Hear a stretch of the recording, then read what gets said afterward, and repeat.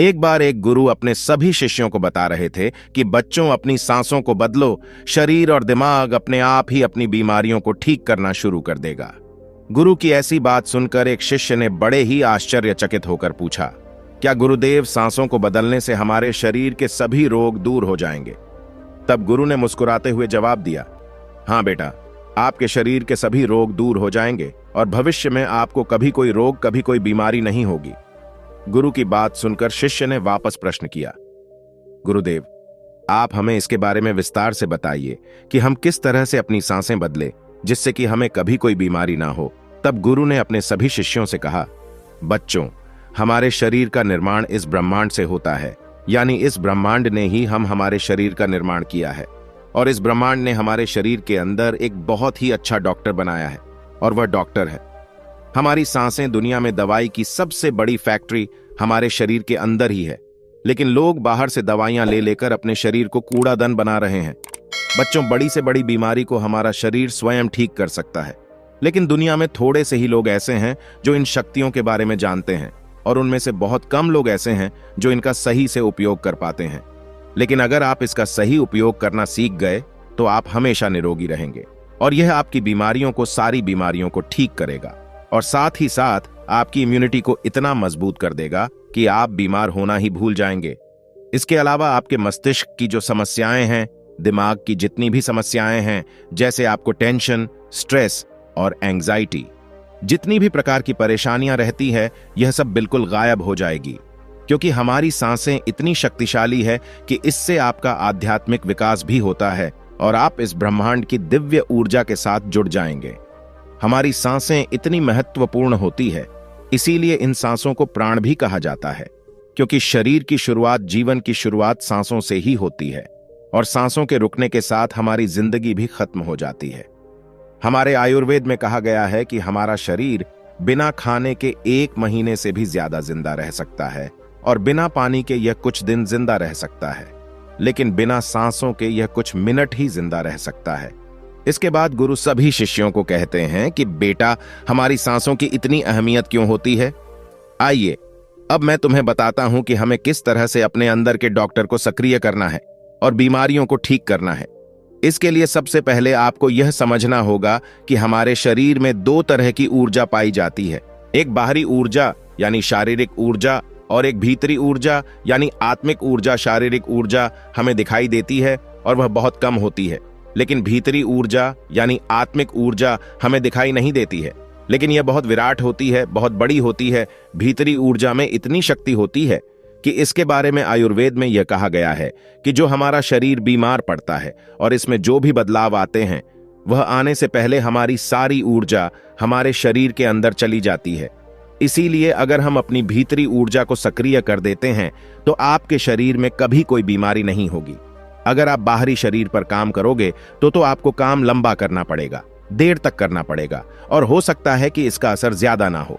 लेकिन अगर आप आंतरिक ऊर्जा पर काम करेंगे तो इसका असर जो है वह बहुत तेजी से होगा। हमारी भीतरी ऊर्जा मास्टर है और बाहरी ऊर्जा उसकी नौकर है। एक गुरु है तो दूसरा चेला है, और अगर हमने अपनी आत्मिक ऊर्जा को नियंत्रित कर लिया तो अपने आप ही बाहरी ऊर्जा नियंत्रण में आ जाएगी। फिर गुरु उन सभी शिष्यों से कहते हैं, बच्चों, सबसे पहले हमें अपनी आंतरिक ऊर्जा की संरचना को समझना होगा। जिस तरह से हमारी शारीरिक ऊर्जा यानी शरीर में ब्लड रहता है जो शरीर को जिंदा रखता है, इस तरह से हमारी आंतरिक ऊर्जा का इतिहास भी है। इसमें भी बहुत सारी नाड़ियां हैं जैसे शारीरिक ऊर्जा में होती है, और इन नाड़ियों के अंदर प्राण बहता है यानी प्राणिक ऊर्जा बहती है, और यह प्राणिक ऊर्जा हमारी सांसें होती है। हमारी सांसें प्राणिक ऊर्जा को नियंत्रित करती है। बच्चों, हमारी आत्मिक ऊर्जा ब्रह्मांड की वह दिव्य ऊर्जा है जो कि पूरे ब्रह्मांड को चला रही है, उसे नियंत्रित कर रही है, और इसके बिना जीवन की जो कल्पना है वह असंभव है। आयुर्वेद कहता है कि हमारा शरीर का कोई भी अंग अगर बीमार पड़ता है तो उसे प्राण ऊर्जा की ही कमी होती है, और जैसे ही प्राण ऊर्जा की उसे सप्लाई होती है तो वह बीमारी खुद बुद ठीक होने लगती है। जिन बीमारियों को आप दवाई लेकर ठीक नहीं कर सकते, उन बीमारियों को आप इस प्राणिक ऊर्जा के माध्यम से ठीक कर सकते हैं। हमारे शरीर में, हमारे जीवन में, हमारे खान पान के कारण, हमारे विचारों के प्रदूषण के कारण इन नाड़ियों में गांठें बन जाती है, जिसके कारण प्राण ऊर्जा का जो प्रवाह है यह प्रवाह रुक जाता है और इसके कारण बीमारियां होती हैं। लेकिन जैसे ही आप इस प्राण ऊर्जा को एक नया आयाम देते हैं, जैसे प्राणायाम करते हैं, या फिर अपनी सांसों को नियंत्रण में करते हैं, या फिर अपनी सांसों को समझते हैं, तो यह नाड़ियां अपने आप ही खुलने लगती हैं। और इस तरह से प्राण ऊर्जा के प्रवाह के कारण जो नाड़ियों में मल जमा हुआ है, वह सारा का सारा मल बाहर निकलना शुरू हो जाता है। और जैसे ही आपकी नाड़ियां साफ होती हैं, वो शुद्ध हो जाती है, तो आपका शरीर शक्तिशाली हो जाता है। और इसका प्रभाव भी फिर हमारी शारीरिक ऊर्जा पर पड़ता है, क्योंकि हमारी आत्मिक ऊर्जा बहुत ही शक्तिशाली है, जो हमारी शारीरिक ऊर्जा को भी बनाए रखती है। आत्मिक ऊर्जा जड़ है, तो शारीरिक ऊर्जा जो है वह उसकी पत्तियां है। जिस तरह से हम पेड़ों की पत्तियों पर पानी डालते हैं, तो पेड़ को इससे लाभ नहीं होता है, लेकिन अगर हम जड़ को पानी देते हैं तो पूरा पेड़ विकसित होता है। इस तरह से जब हम आंतरिक ऊर्जा पर काम करते हैं, तो हमारा पूरा शरीर सक्रिय हो जाता है। जैसे ही हमारी यांत्रिक ऊर्जा हील करती है, तो जो भी बीमारियां हमारे शरीर में है, वह हील होना शुरू हो जाती है और शरीर से बाहर निकलने लगती है। और जब आप अपनी सांसों पर अपना अधिकार स्थापित करते हैं, तो आप देखेंगे कि आपका शरीर इतना ज्यादा ऊर्जावान हो जाएगा कि आपको कभी भी बीमारी ही नहीं होगी। और हमारा शरीर ऐसी स्थिति में आ जाता है कि हम धीरे धीरे जवान होने लगते हैं और हमारे शरीर में कभी कोई इन्फेक्शन नहीं होता है। हमारे शरीर की इम्यूनिटी इतनी बढ़ जाती है कि हमारा शरीर जो है वह बीमार होना ही भूल जाता है।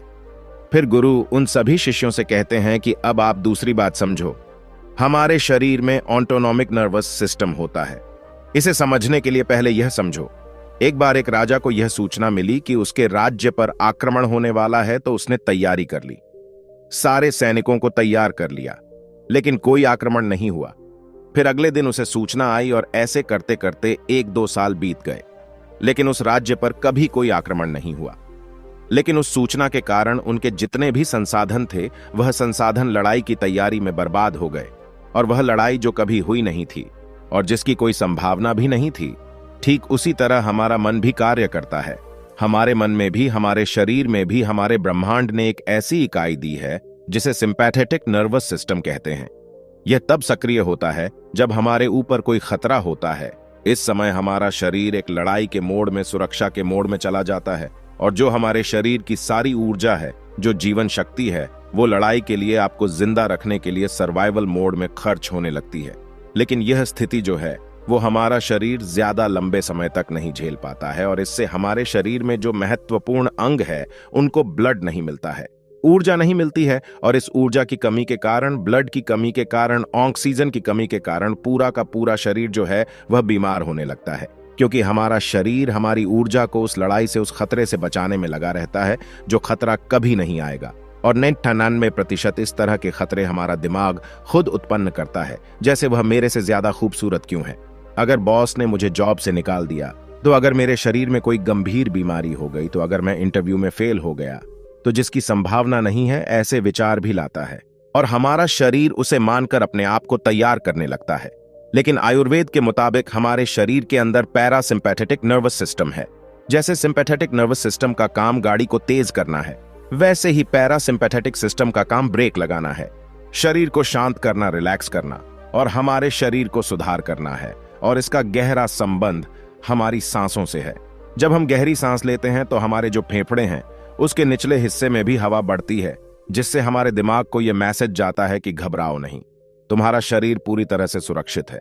और फिर ऐसी स्थिति में ब्लड पूरे शरीर में अच्छे से फ्लो होता है, और जो हमारी एनर्जी है वह भी बढ़ जाती है और बेकार में नष्ट नहीं होती है, और हमारे शरीर को रोगों से लड़ने के लिए तैयार करती है।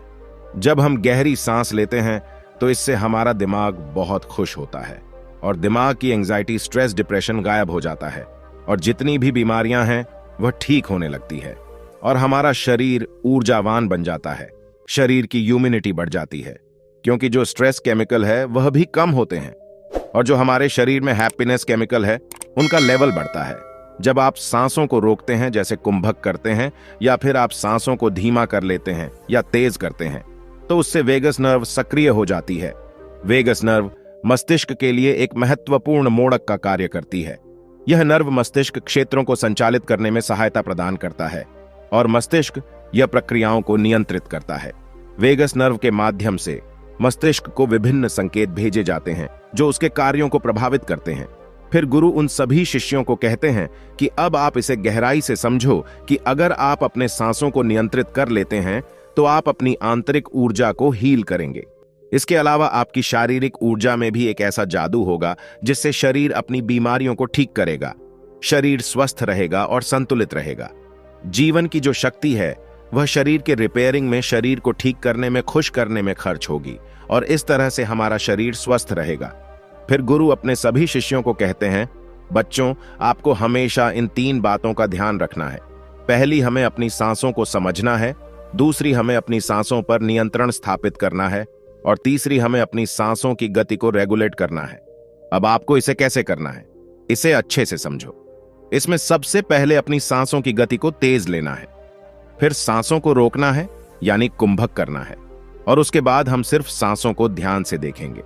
इसके लिए आपको सबसे पहले बैठ जाना है और अपने रीढ़ की हड्डी को बिल्कुल सीधा करना है। आप चाहे तो इसे लेट कर भी कर सकते हैं। फिर आपको अपनी आंखों को धीरे धीरे आराम से बंद कर देना है। फिर अपने आसपास की आवाजों को सुनना शुरू करना है।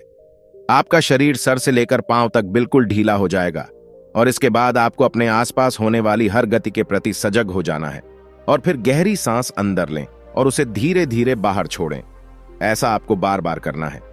इसके बाद आपको फिर से गहरी सांस लेनी है और उसे अपने भीतर ही रोकना है, जितनी देर आप रोक सक, और फिर उसके बाद उसको धीरे धीरे आपको बाहर छोड़ना है। आपको अपनी सांसें पेट तक पूरी गहराई से लेना है।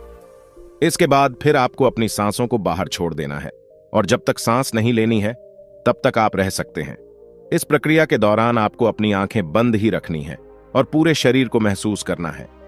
इसके बाद में आप देखेंगे कि आपके शरीर में सांसों के सहारे जहां कहीं भी तनाव है, चिंता है, वह शरीर से बाहर जा रही है।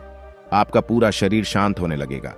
इसके बाद आपको अपने चेहरे को महसूस करना है, सर की मांसपेशियों को महसूस करना है, गर्दन को महसूस करना है, कंधे और कंधों की मांसपेशियों को महसूस करना है और दोनों पैरों को महसूस करना है। यह सब ढीले पड़ने लगेंगे। लगातार आपकी चेतना को अपनी सांसों पर रखें। आप देखेंगे कि हर सांस के साथ आपका शरीर ढीला पड़ जाएगा। कोई विचार नहीं रहेगा, कोई सोच नहीं रहेगी, कोई चिंता नहीं रहेगी और आपके शरीर के कण कण में प्राण ऊर्जा बहने लगेगी। ब्रह्मांड की वह दिव्य ऊर्जा जो कि इस ब्रह्मांड को संचालित कर रही है और उसका निर्माण कर रही है, जिससे आपका शरीर हील हो रहा है। और आपको इस ब्रह्मांड ने यह अधिकार दिया है कि आप अपनी प्राण ऊर्जा को नियंत्रित कर सकते हैं और अपने शरीर को स्वस्थ रख सकते हैं, अपने शरीर को निरोगी रख सकते हैं, अपने मन को स्वस्थ रख सकते हैं। आप अपनी सांसों पर नियंत्रण स्थापित करके अपनी बीमारियों को ठीक कर सकते हैं। इतना कहकर फिर गुरुदेव मौन हो गए और अब उन शिष्यों को भी गुरु की सारी बातें समझ आ चुकी थीं। फिर सभी शिष्यों ने गुरुदेव को प्रणाम किया और वहां से चले गए। तो दोस्तों, उम्मीद करता हूं आपको इस कहानी से जरूर बहुत कुछ सीखने को मिला होगा। यह कहानी आपको कैसी लगी हमें कमेंट बॉक्स में कमेंट करके जरूर बताएं और इस वीडियो को लाइक भी जरूर करें और साथ ही इस वीडियो को अपने दोस्तों के साथ जरूर शेयर करें ताकि उन्हें भी इस कहानी से कुछ सीखने को मिल सके। ऐसी ही प्रेरणादायक और बुद्धा स्टोरी सुनने के लिए हमारे चैनल बुद्धा वाइज वर्ड को सब्सक्राइब करके बेल आइकन को जरूर दबा दें ताकि आने वाली अगली वीडियो की नोटिफिकेशन आपको मिल सके। इस वीडियो में बस इतना ही। मिलते हैं अगली वीडियो में। जब तक के लिए अपना ख्याल रखिएगा। धन्यवाद।